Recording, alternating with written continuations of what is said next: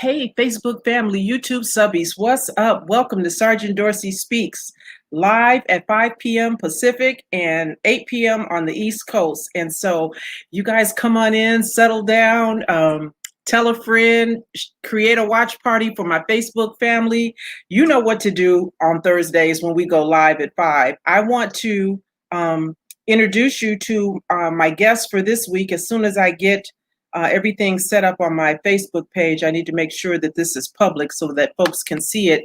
And for those of you on Facebook, you can also just share it from my timeline if you don't want to create a watch party or whatever on your own. Let me say hello to my YouTube subbies who are already here and waiting for me. I appreciate you, Madam Magma, Leon, Lonnie DeCarlo, Donald, the 65-year-old G. Grant. What's up, sir? I hope you're feeling much better today. I'm glad that we had an opportunity to check in with you last night in the barbershop. Thanks for coming by. And let's see who else is here with love. Thank you for checking in from Indiana. So now that my Facebook page is live and we are good to go, I'm going to bring in my guest, and I want to tell you a little bit about this brother who's joining me today. You know, you guys have been asking me about, the good ones and do they exist? And I've been telling you over and over, I'm not the only one.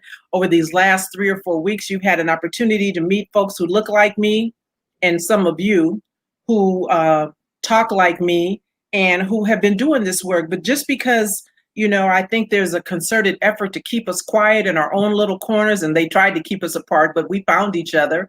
So I wanted you guys to get to know these people, know that they're out there, know that they too have a platform and work that they're doing. And I'm going to share with you today where you might find this brother on the East Coast. So let me tell you a little bit about today's guest.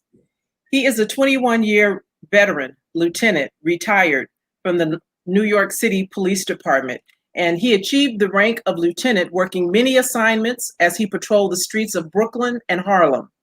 He also performed undercover work in the narcotics unit. He was promoted to the rank of detective and assigned to the Detective Bureau, where he investigated homicides and other various crimes.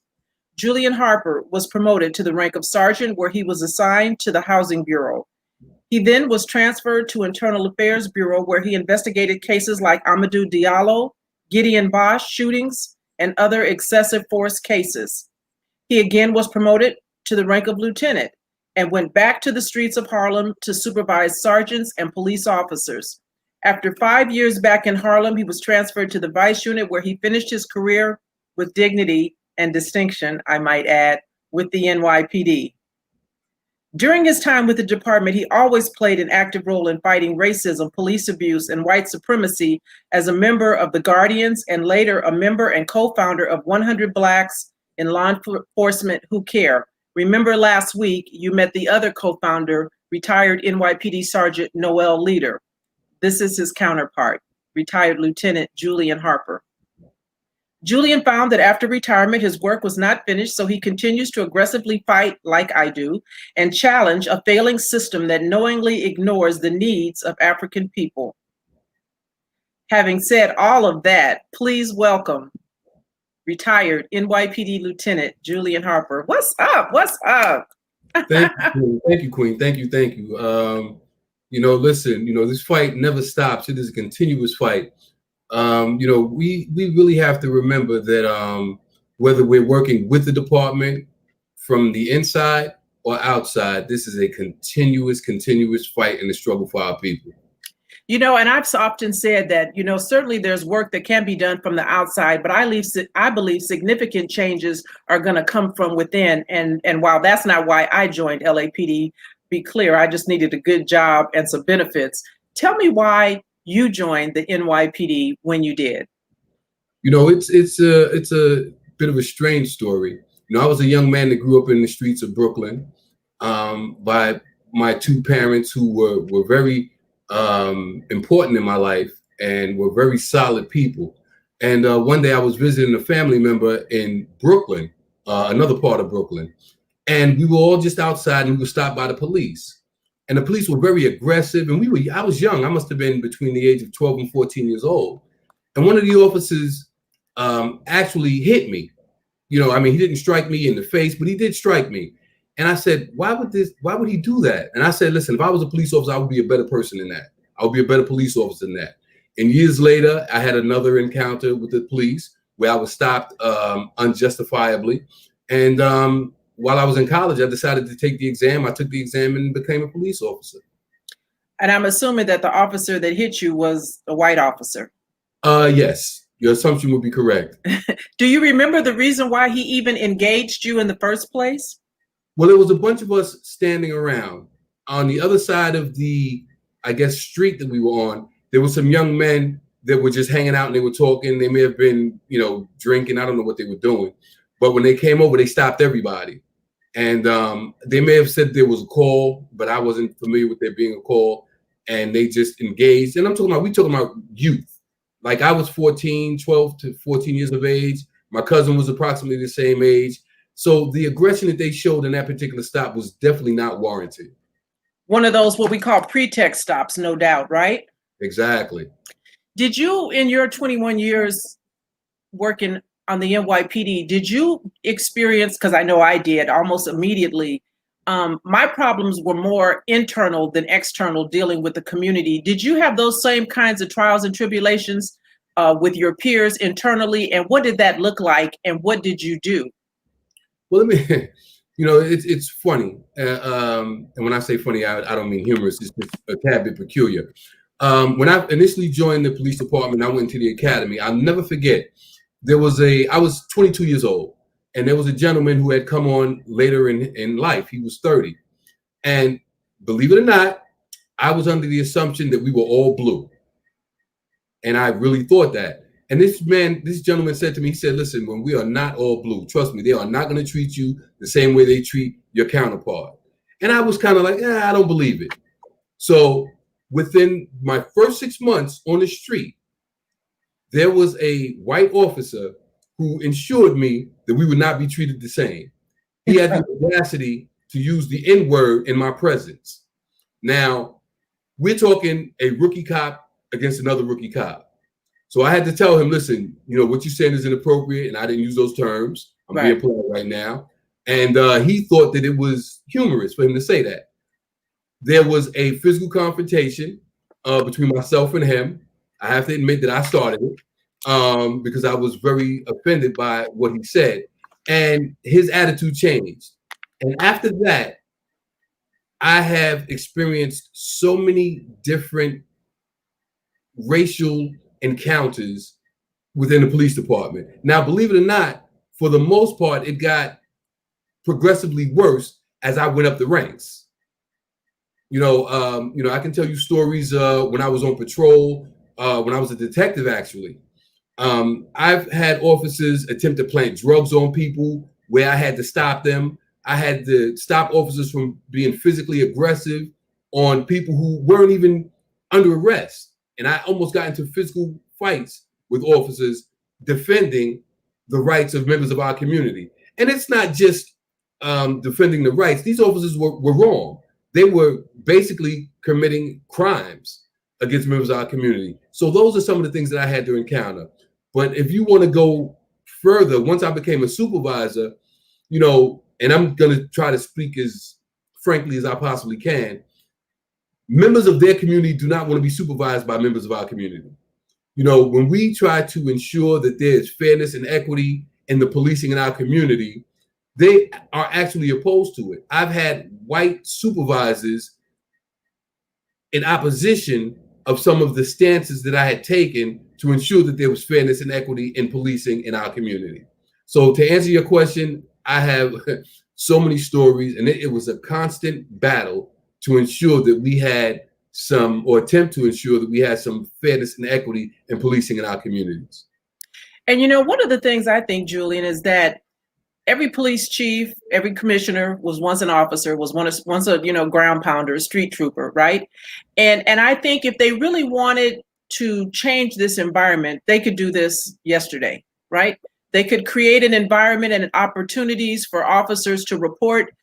We've always had a duty to report. Is that not true on your department? Because now this faux police reform where they're requiring officers to intervene and report misconduct, hasn't that always been the way on your department? It was for me.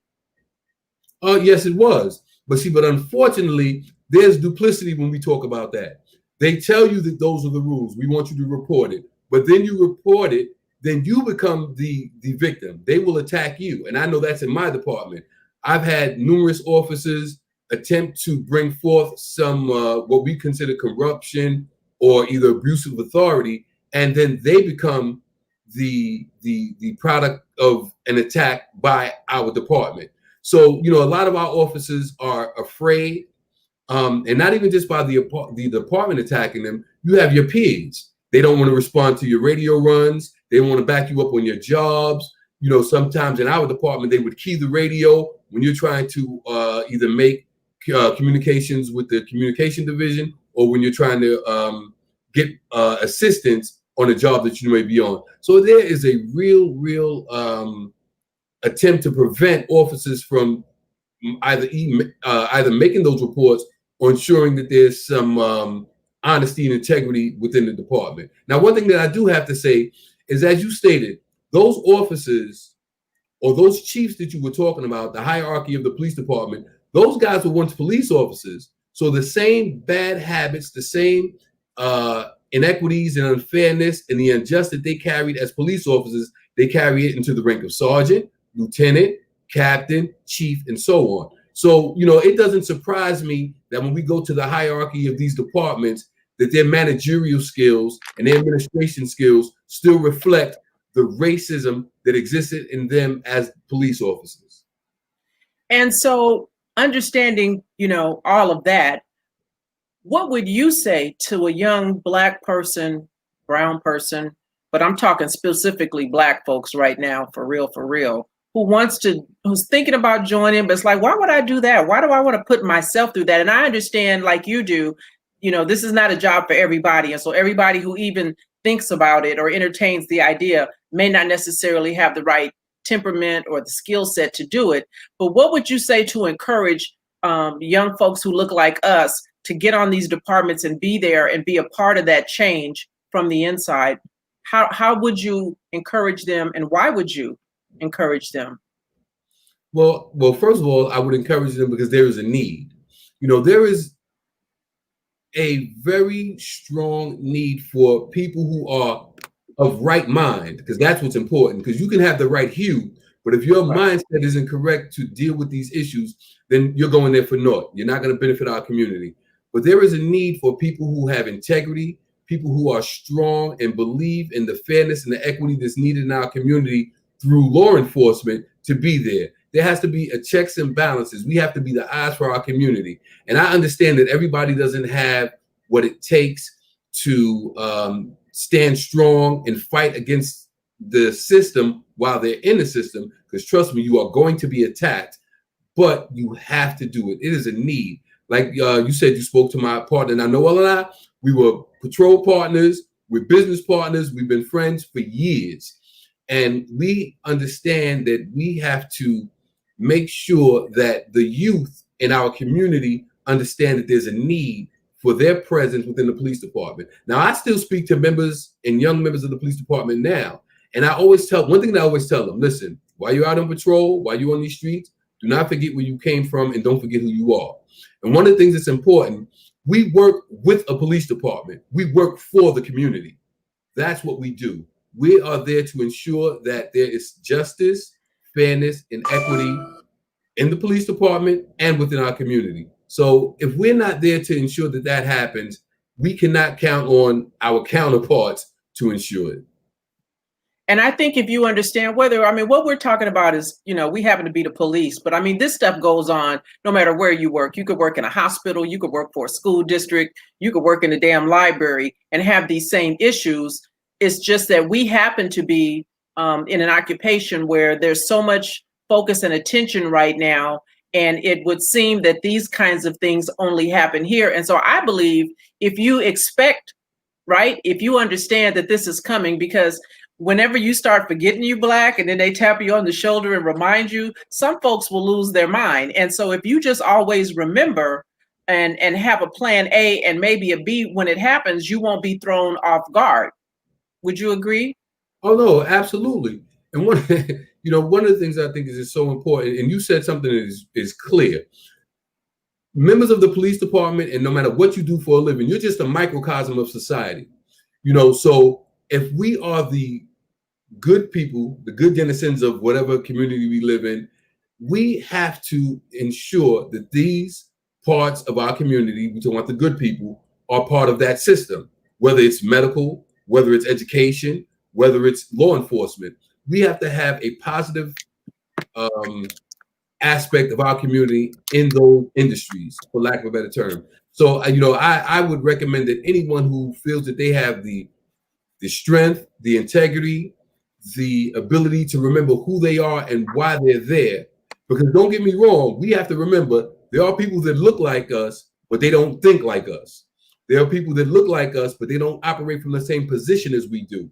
They have a tendency to forget where they came from. And like you said, they will be reminded at some point, because they will never let you forget who you are. Noel and I, you always talk about, whenever you see a group of Black officers talking, white officers in our department will come over and say, "What, are y'all having a meeting? What's going on?" So they are always concerned about how we respond, what we think, how we are going to police our own communities. So, it's very important that we have quality members of our community within the law enforcement community. That's so funny that you say that, because it's much like what happens out in the community, right? When you see 2 or 3 Blacks get together, that's an unlawful assembly, right? Oh, exactly. They're going to declare a damn riot and want to know what the F, right? Right, absolutely. And so if you understand that, I think it makes it easier for you, whoever, pejoratively you, to deal with that. And speaking of, remembering who you are, there's some stuff going on right now that I want to talk to you about and get your opinion on, because my experience, and I've said this before, I talk about it in my autobiography, I've not met a Black person, and that's what excites me so much about you and the brothers from 100 Blacks, is that I never met anybody who looked like me on the LAPD, who was above the rank of captain for me, that had a spine, who was not willing to go along to get along. And while I want to be encouraged when I see a Black police chief, because like you said, I say all skin folk ain't kinfolk, and there's a lot of skin folk, Black police chiefs, male and female, who I'm suspect of. And now I think a couple of them just got tapped on the shoulder, Chief Renee Harl over in Dallas, and reminded, you do know, Heifer, you Black. Mm-hmm. I don't know if you know that she just submitted her resignation. She's been on the department over there now, coming from Detroit as number 2, I believe, to the police chief position in Dallas.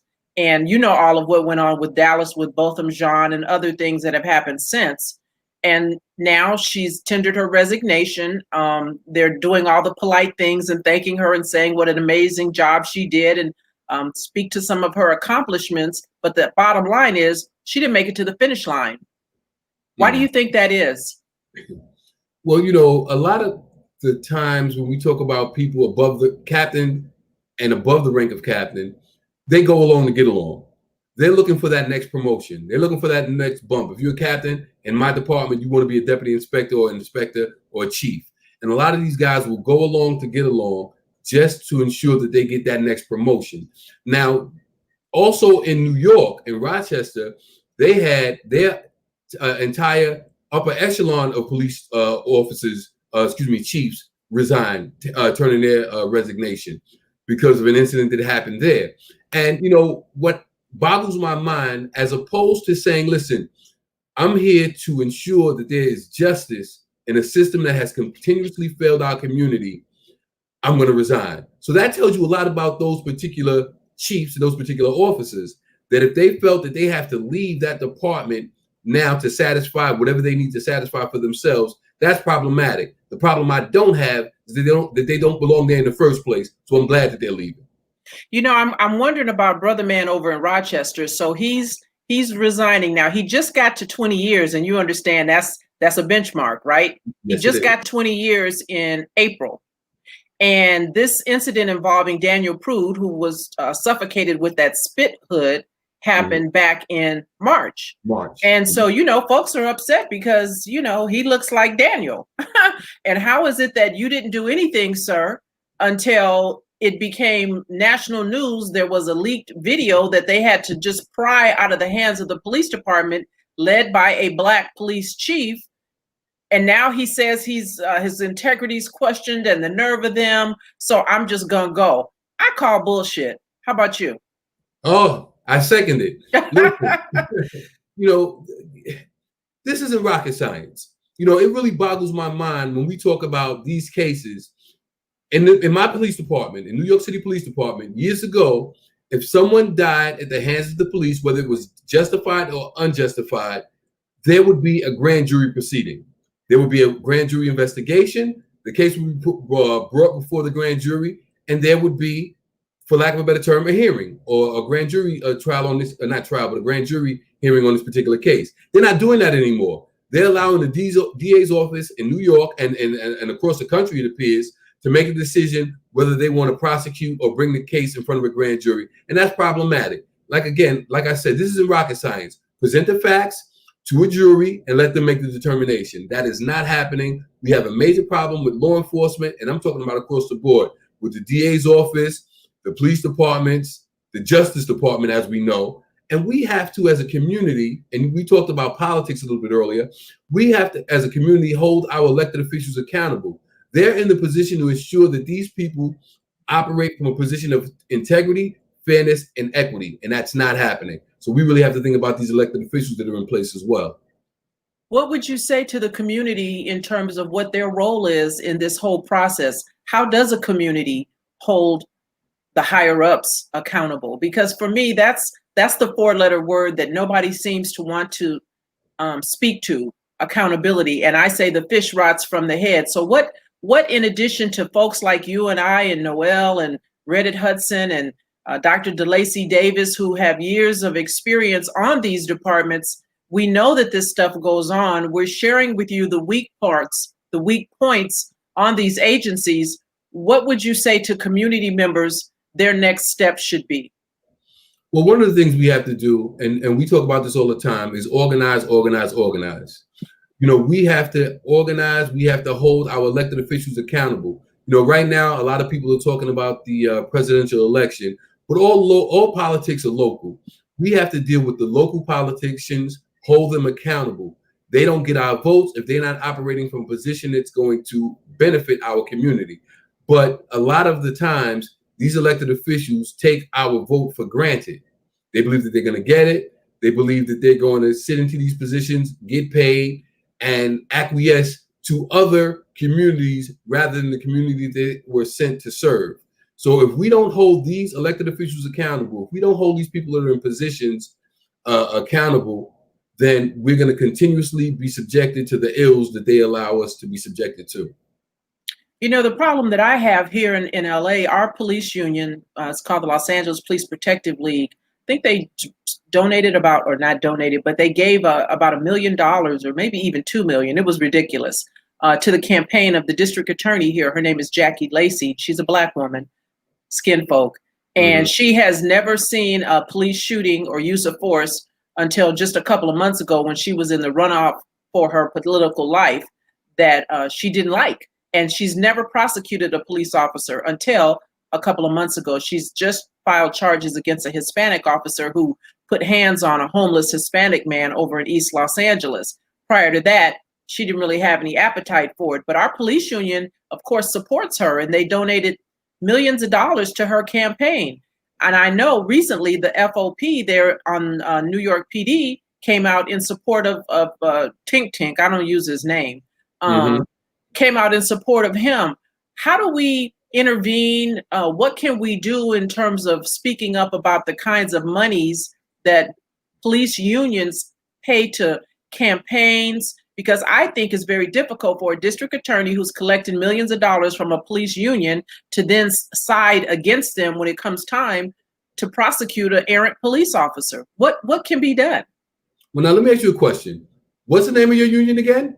Ours is called the Los Angeles Police Protective League. Now, my question is, who are they protecting? Officers. I mean? Yeah, officers. Exactly. So and this is just my thoughts. We are here to serve a community. That's what we're here for. but we have a tendency to forget that. When I say we, I mean that generically. But when you talk about these unions, it's funny. I was actually in my community, and I was jogging, and I ran into one of my old police officers, and he and I had a very interesting conversation. And he said that he spoke to members of the hierarchy in our department, and this is a union hierarchy. And he said, let me rephrase that, a fraternal. So he spoke to them, and he said, listen, what we need to do is we need to separate from the PBA, and that's our union, the Police Benevolence Association. We need to separate from them, and we need to collect our own monies. We need to pay our own dues. We need to hire our own attorneys. We need everything separate because they do not operate to benefit our community. And that's one of the things we need to do. This is all about money for some of these unions. If we take our monies, they're not, they don't have the right, like the NYPD police union. They don't have the right to give our votes to anyone. They don't have the right to do that. They don't have the right to give our monies that we pay our dues for to support someone that we don't support. So we really have to separate ourselves from that union. When we were talking earlier, a week or so ago, I always talk about a revolution. We need a revolution. We need an economic revolution. We need a political revolution. We need a revolution within the police department. We have to separate from these entities that are not benefiting us. When this country was started, they said, listen, England is not doing anything for us. We need a revolution. They revolted. They separated. And I'm not talking about a revolution with guns. I'm talking about a revolt that will remove us from a system that has neglected us, that has failed us, and has actually attacked us as a group of people and as a community. We had also here not too long ago some legislation being discussed with regards to decertifying police officers who engage in serious misconduct and or potential criminal conduct. Now, it's going to be revisited, but our state unions were very forceful in getting that thing tabled. They'll revisit it and talk about it sometime in the future. But again, it just speaks to the power that these unions have with regards to wanting to shelter and cover and coddle errant police officers. They live to offend again. We've seen time and time again when something makes national news, is generally not the first time that officer has been excessive. It's only because it's ended in a death that now we see it, and still nothing is done. How is it that 6 years after Eric Garner, we're still having a continuous, steady spate of deadly uses of force?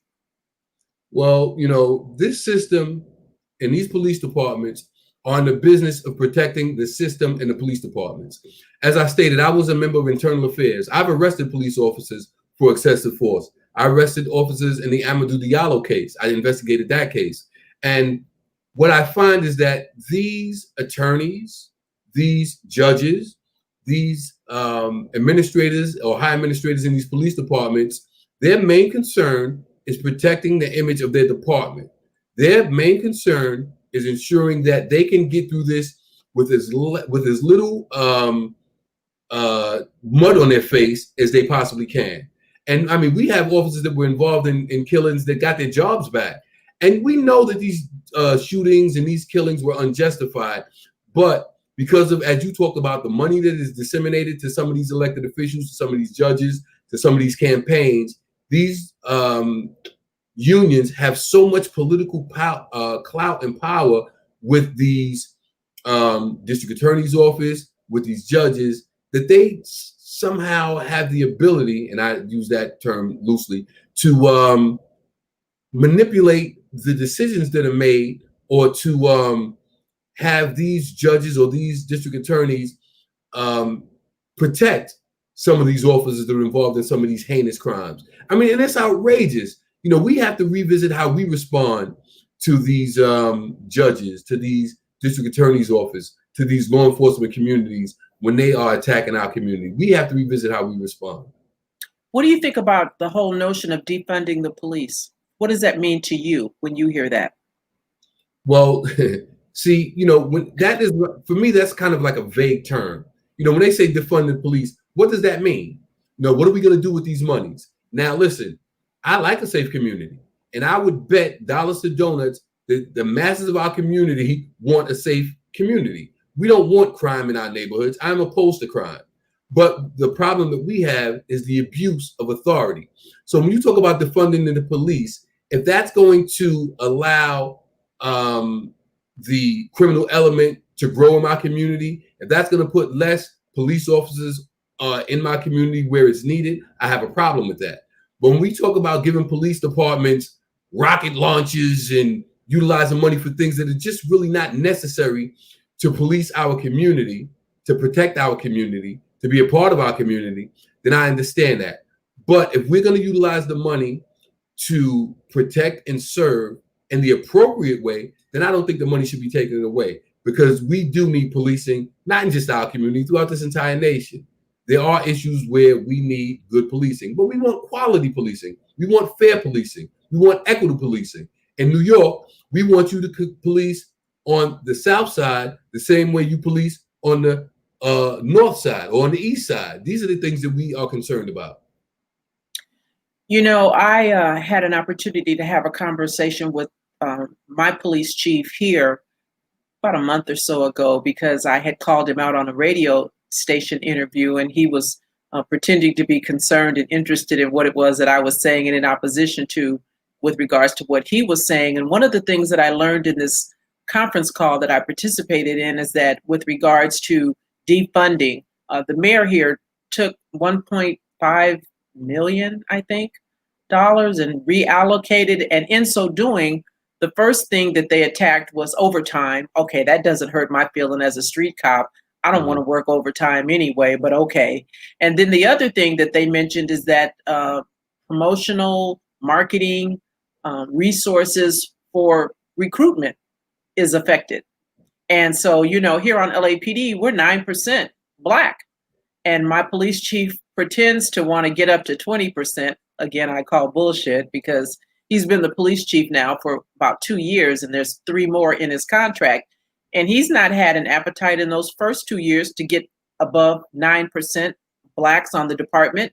So I'm not really sure how he expects to get to 20% being Black in the next 3 years of his contract, especially now given the whole, we don't have the money to market. And I guess that means travel, because when I came on, you know, they were recruiting from all across the nation. I was in the police academy and the pre-academy classes with folks from all over.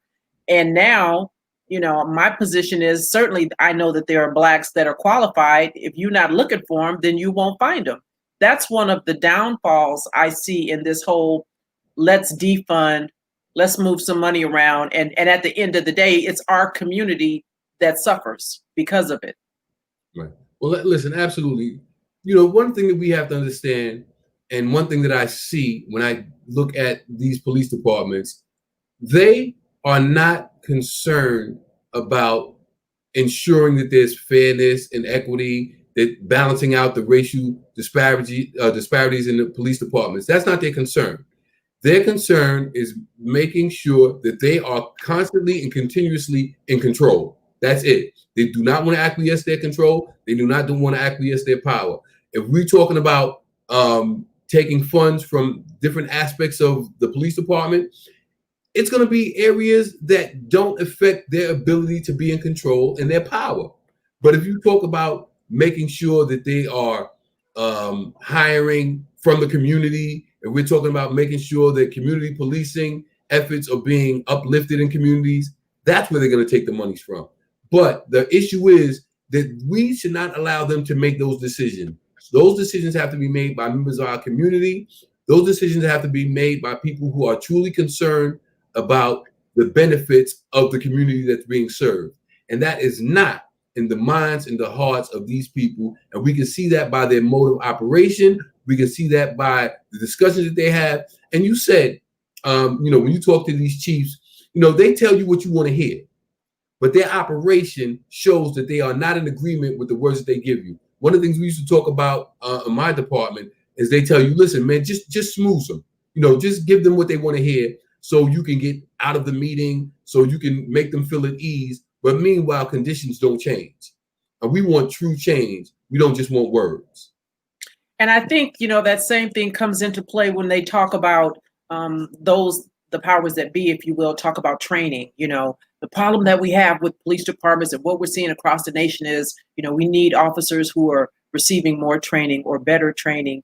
And again, I call bullshit, because it's not like we're not trained. It's not like officers don't know what to do. They know what to do. They just choose not to do it. They're very selective in the application of that good training that we all receive. And so because there's no accountability, officers are going to continue to do that same thing. How would you untrain implicit bias or just straight out racism when you know that that's the thing that drives the activity of an officer? Well, listen, first of all, training is not the issue. We're all trained the same way. I get the same training as my counterparts. So, I always look at some of these cases. They don't police the same way in different communities. They don't police white communities the same way they police black communities. We don't hear these major killings, the abuses that exist in our community happening in white communities. So it's not training.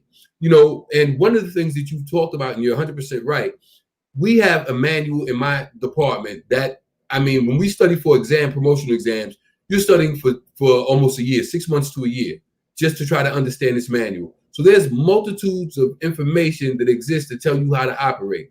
But what happens is when these guys are out on the street, they do not follow these rules. They do not operate from these positions. But what the real problem is that when they violate these, they're not held accountable. I can go to a job of an emotionally disturbed person where it tells me that if the person is isolated and contained, for me to close the door, leave them inside, call for our emergency service unit, and let them come, because they come with all the equipment that they need. But what happens is officers go inside, they get into a physical confrontation with the emotionally disturbed person. They end up shooting them, whatever they're going to, shooting them or tasing them or beating them to death. And we have a case, my private company has a case like that right now, where an officer went inside an apartment where he didn't have to go in, where this could have been resolved without causing the death of the individual.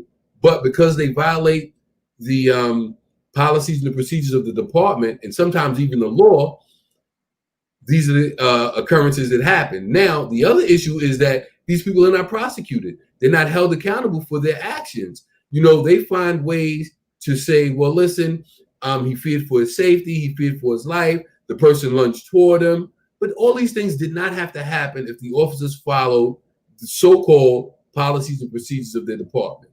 And sometimes it's not even just the policies and procedures. Common sense. If you use common sense, these things would not happen. And I often talk about comply and complain when you're dealing with the police, because we see this time and time again. And I saw something on the news just today with regards to Breonna Taylor and how they are steadily trying to dirty up this young woman and make her something hairy and scary that's going to justify that no-knock warrant that really is unjustifiable. And now we know that there was an officer on scene who was photographed wearing a body camera, because the police chief, who's now gone, said that there was no body camera. So that's a whole nother thing that they have to explain. But often they will dirty up the decedent, because when they kill him, there's only one version they give it, and then they say, but like in the case of Jacob Blake, he had a warrant for a sexual assault. Okay. He allegedly had a knife in his hand. I don't believe it, because if he did, he probably would have stabbed one of those 3 officers who couldn't contain him when they were putting hands on him on the side of the vehicle before he got up and walked around. Mm-hmm. And, they often try to minimize and mitigate that behavior, but the person is gone. And we don't know what was in their mind. We don't know if they were just fearful or if the non-compliance had to do with something other than just being incorrigible. Nonetheless, that's the version that's put out there for prospective jurors and then ultimately to a jury. And now the family is left to try to do verbal judo, if you will, with a savvy police investigator or police chief, when the inference is if the person just would have complied, we wouldn't be here. What are your thoughts? Well, listen, they're always going to try to taint the person who's been a victim of excessive force or even being murdered by the police. He was shot in the back. So there's nothing that you can tell me that would say that he was a threat. if someone has a knife in their hand and they're going away from you, they're not a threat. So you cannot explain to me or articulate to me where you felt that he was an immediate threat to you. Because from what I understand, the knife, let's say it was on the floor of the car, there's no way they can articulate this to me. But what happens is they want to taint, they want to skew the thoughts of the minds of the jury and of the community. They want to tell you, oh, this guy was a bad guy. If he committed 7,000 crimes prior to that date, but at that moment, he was not a threat to you, he was not exhibiting any deadly physical force towards you, you cannot justify your actions of shooting him in the back. There's no way. But what happens is because sometimes our community isn't savvy enough to understand and navigate through the muck and the mire that they're trying to put on these particular cases, then sometimes our thought pattern or our process gets skewed when we try to make an intelligent decision based on the information they gave us. But if you don't get all the information, you cannot make an intelligent decision.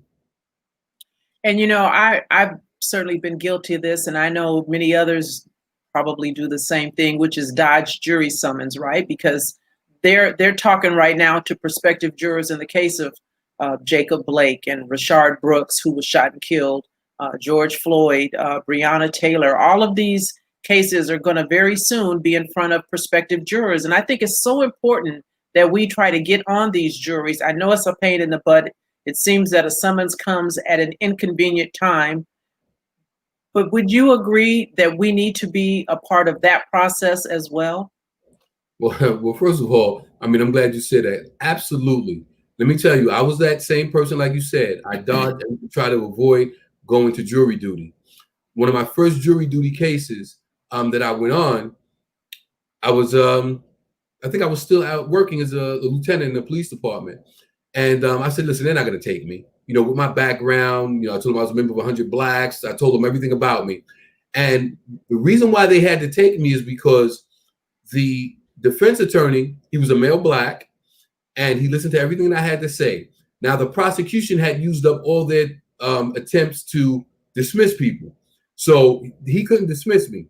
So after I told them my background and what I did, the defense attorney chose me. I sat on this particular case, and what's interesting is this woman who they were trying, she was actually a victim. And I'm not going to get into the story because it would take too long. But what happened was the jury panel wanted to convict her. I had an opportunity to break down the law to them, explain to them, probable cause and all of the, rules of the law. And we were able to get all the charges dropped. But there was one white woman who was adamant that she wanted this woman to be charged with something. So there was like a misdemeanor charge that we were hung on, but everything else was dismissed. So fortunately, the woman did not go to jail. She probably had to go back to trial for the misdemeanor case. And even if she lost that or charge, even if she lost that, she wouldn't have did time. So my point is that it is very important for us to sit on these juries because a lot of times our people are being victimized by a system that is not fair, that is tainted, that will allow members of our community to be subjected to these ill prosecutions. And, sometimes we have judges that charge the jury unfairly. So it's very important that we do take part in this system. I had shared with the family last week when we had Noel on about why he thought it was important to start up 100 Blacks in law enforcement. What people don't understand is that while there are FOPs, and in your case, you guys call them benevolent associations for sergeants and for patrolmen, every white police union, if you will, and they're just lobbying arms, but mostly tend to cater and assist when necessary white police officers. And so there is a contingency of Black police officer associations across the nation who sometimes get together with the National Black Police Officers Associations. Some are more powerful, some are more, Ungawa Black Power than others. But why was it important for you guys to set up 100 Blacks in law enforcement who care on the NYPD? Well, we had an organization that existed prior to 100 Blacks, and we didn't feel that they were serving the needs of members of our department in the way we thought was necessary. Sometimes these fraternal organizations develop relationships with the political aspect of the police department, with the hierarchy of the police department, and that's not what we needed at the time. There were members of the police department that were from our community were being subjected to some horrific prosecution, for lack of a better term, by our department, and we needed support. And with that as well, there were members of our community that were being treated unfairly, unjustly. There were issues that were happening that that particular organization did not address. So as 100 Blacks in Law Enforcement Who Care, we took stances on a multitude of racial issues that affected our community, where the other organization would not. So, it was just so important for us to be strong and steadfast. And we have some members that were so strong and willing to sacrifice themselves to ensure that there was some fairness and equity in issues that were happening in our community. We talked about all politics being local, and we're about a little over 50 days from a very important election. What's your position? I don't want to get all caught up and too political, but I hear a lot of folks, I see a lot of chatter about people not wanting to give their vote away. I'm not keen on the ticket that we have, but my position is that's all that we have. Some folks say it's the lesser of two evils, and they're both evil, and I'm not voting, or I can't vote for this, or I can't vote for that. I see white folks being willing to hold their nose for almost 4 years now with this wackadoodle in the White House. Why? Because they know he's batshit crazy, but he's putting Klansmen on these lifetime judicial appointments, stacking the Supreme Court with right-wing nuts for a lifetime. What do you say to people, or what's your position? Because I don't even know about what do we do November 3rd? How do we change this thing that we're in right now? This seems to be spiraling ever so quickly to a point where I don't even know if we can come back from this. Well, listen, we have never been where we needed to be politically in this country, ever, based on the things that we have experienced. But I think it's very important that we utilize our vote. And like I said earlier, all politics are local, but we have a national election coming up. We have seen the effects of the man who is in office today, and out of respect, I won't say his name because you won't say his name. But we have to ensure that we are not subjected to this for another 4 years. And trust me, we haven't seen the worst of him yet. Believe you me, we have not seen the worst of him yet. And we can talk about from his global politics to his response to COVID-19, A to Z. This man has done nothing that has been beneficial for this nation as far as helping Black people. You can listen to some of the rhetoric that he talks about, but if you look at the actions and you look at the benefits that we have received collectively as a people, they're not. I haven't seen them. And if you have seen them, please point them out to me because I would love to know what they are. But we have to vote, my opinion. I don't control anybody else's ability to pull a lever, press a button, fill out a form. I don't. But from my perspective, I think it's important that we utilize our vote. I agree. I mean, it's too important. And now, we're hearing evidence in his own crazy words, what he thinks and feels, what he knew, how he's okay with almost 180,000 plus folks dying from something that could have easily been dealt with a lot sooner and probably wouldn't have saved every life, but would have certainly saved some. And, I pray that whoever is listening right now, that you don't have to find out that this thing is real, that it can touch you in a way that could be life altering. If you don't lose a loved one, you could certainly wind up with complications from COVID that could be life altering, or financial burdens because of trying, to seek care as a result of it. And so I just think it's too critical. And as for whatever Biden and Harris are, and they have their issues for sure, I don't think that either of them would have done this right now if Right. they were in office. Well, listen, I agree with you. And like I said, we can go back into history and see that there have been a lot of presidential candidates and presidents that have not done what we felt was needed to benefit or to the betterment of this nation. But when we watch the man who's sitting in the Oval Office right now, I mean, this man is a blatant liar. He will lie to you in your face. You can show him exactly what he said on Monday, and Tuesday he will say, listen, I didn't say that.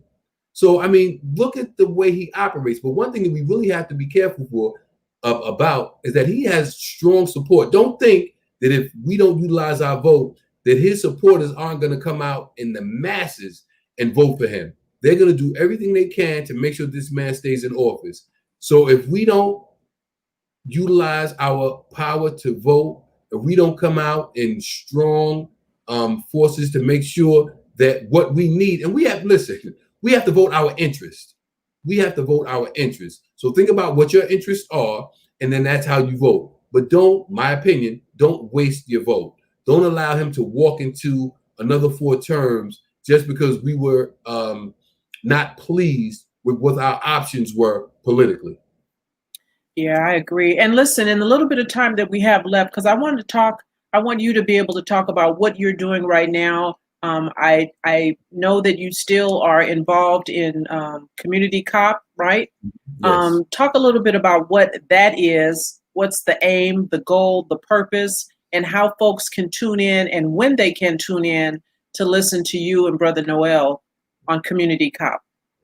Okay. All right. So we have a program that we call Community Cop, and it was started by a gentleman by the name of Ozzie Thomas. And he was a police officer years well before myself and Noel, and he invited us to come on the show, and he's made his transition. Please be upon him.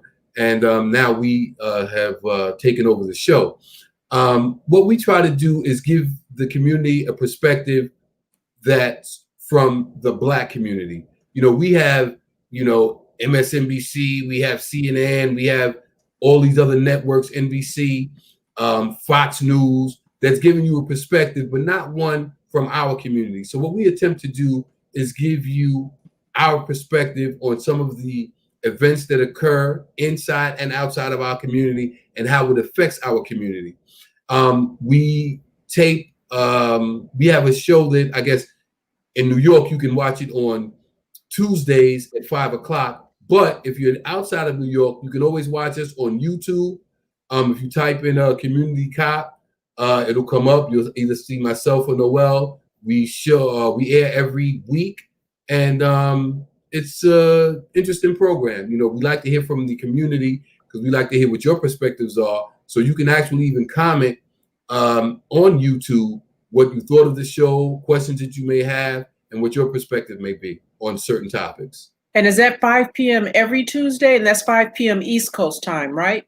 5 p.m. East Coast time every Tuesday, but you can access it through YouTube anytime. If you go to YouTube now, type in Community Cop, it'll give you our shows, the dates that they aired, and you'll be able to listen to some of the topics that we talk about. Is there a website or something associated with that? I want to put it in the comments. Now, we haven't used our website in a while, but if you go to mnn.org, that will allow you to see the shows that view on MNN, and that's the cable network in New York, and you will see a link for Community Cop. So you'll be able to look at it that way as well. Okay, and during your broadcast, folks can call in, or do they have to type in? How does that work? Well, they would have to type in because we usually do a live show. But unfortunately, because of COVID-19, we haven't been able to do a live show. So like everyone else, we're utilizing either Zoom or the internet. So we actually tape on one day and then it airs in maybe the following week. Okay. And so aside from Community Cop, your weekly show, is there anything else that you have going on right now that you want to share with the family? There's some folks here that are probably living right now in New York. or places where you can direct them if they have a care or concern about a particular issue that you may know specifically who might best serve that need there in New Oh, York? absolutely.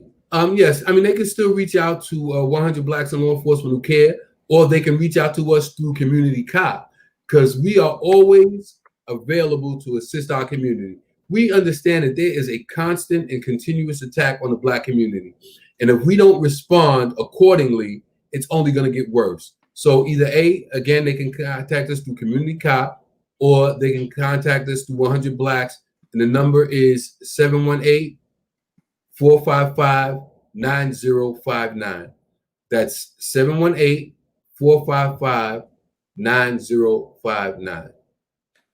All righty. Well, I put that in the comments for anybody who might have a need or an interest. You can see that and share it, tell a friend. And I just want to say, Julian, thank you so much for taking the time to be with me here today. And, you know, I say this all the time, dumbass cops are the gift they keep on giving. So there may be a reason or a need or an opportunity for us to revisit, get together, chop it up again, and talk about some things that are going on in the near future. Because, you know, right now, I mentioned this last night on another YouTube channel that I was on. We've already changed channels. We're not talking about George Floyd. I haven't heard Rashard Brooks. I haven't heard Ahmaud Arbery.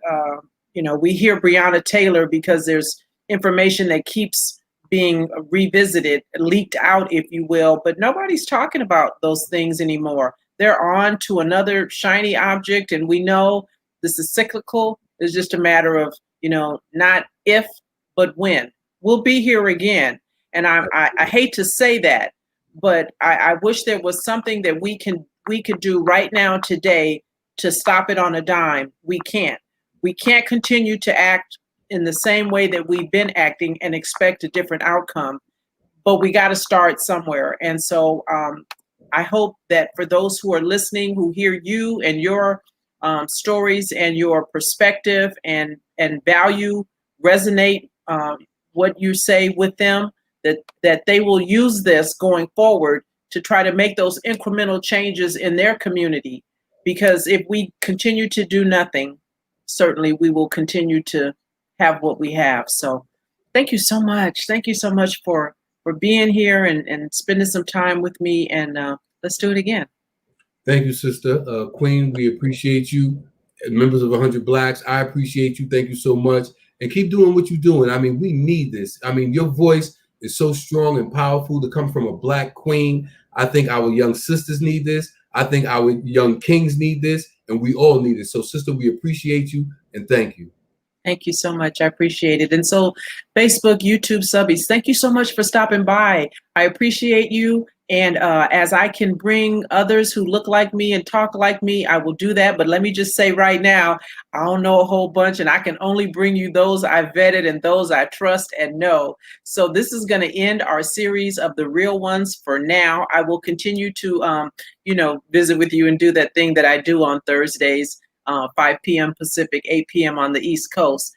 And until next time, family, you guys be good and be safe. Appreciate you.